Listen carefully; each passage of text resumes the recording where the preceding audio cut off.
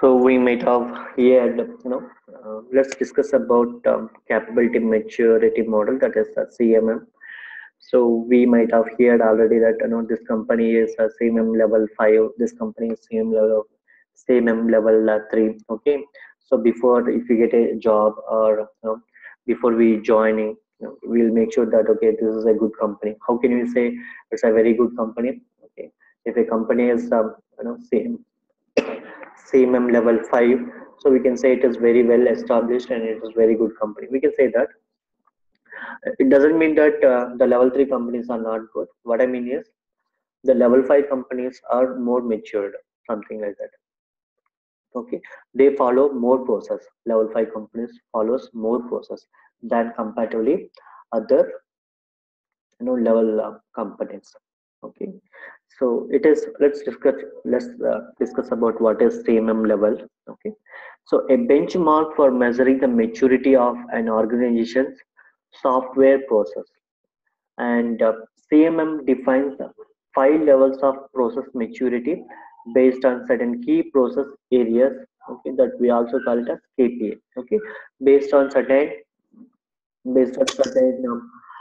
conditions, they will say, based on certain guidelines and conditions, they say that okay, this company is following these many conditions and these many rules. Okay, we can say it is level 5. Or so this company is following only this set of rules. Okay, this could be level 3. Okay, they have some certain key process using which they can able to define whether a company is level 5 or what kind of level it is. So it is CMM level 5. Okay, it is optimizing. Okay, so the major goal of this CMM level 5 is optimizing.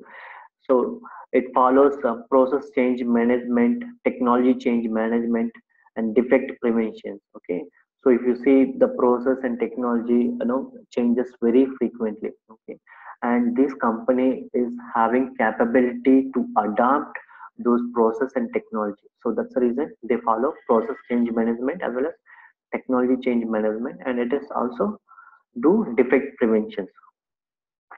Next one is level 4, that is managed. So software quality management and quantity process management, it will be followed. And level 3, it's peer reviews, intergroup coordination, software product engineering, integrated software management, training program, organization process definition, organization process focus. Okay, are more in level 3. In level 2, software configuration management and software quality assurance, software project tracking and oversight, and software project planning and requirement management. So we can call it as repeatable, and it is level 2. And in the level 1, it is just initial.